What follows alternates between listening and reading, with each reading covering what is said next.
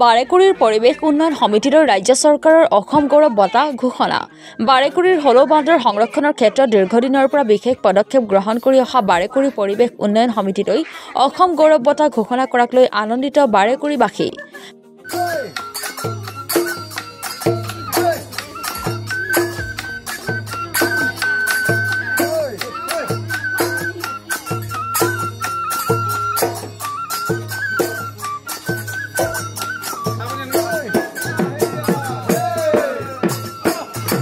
বাৰেকুৰি পৰিৱেশ উন্নয়ন সমিতিৰ সভাপতি বিপ্লৱ চুটিয়াই ৰাজ্যৰ মুখ্যমন্ত্ৰীগৰাকীৰ লগতে শাসকীয় চৰকাৰখনক ধন্যবাদ জনাইছে। আগন্তুক দিনসমূহত বাৰেকুৰিক পৰ্যটনৰ ক্ষেত্ৰখনত আৰু আগুৱাই যোৱাৰ ক্ষেত্ৰত আশাবাদী বাৰেকুৰিবাসী।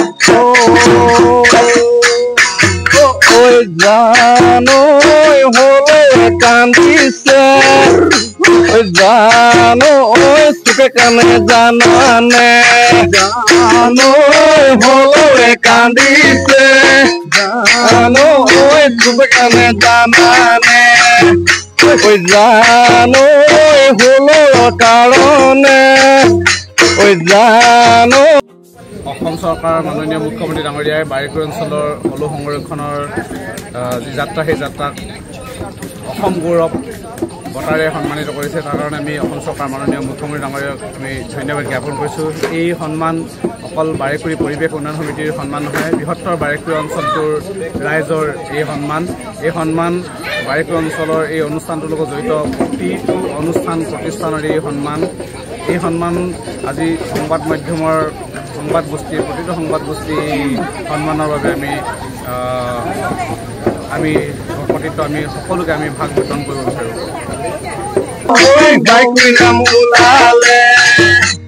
জানো হলৌৱে ৰাখিলে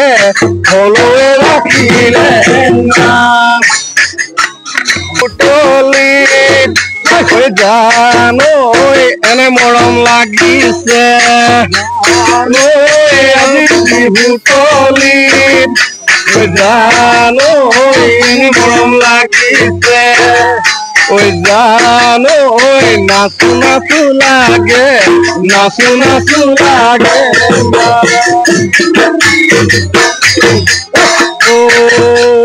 জানো হলো কাৰণে জানো বিপ্লৱ নাম ওলালে জানো হলো কাৰণে নিউজ ডেস্ক সম্প্ৰদায়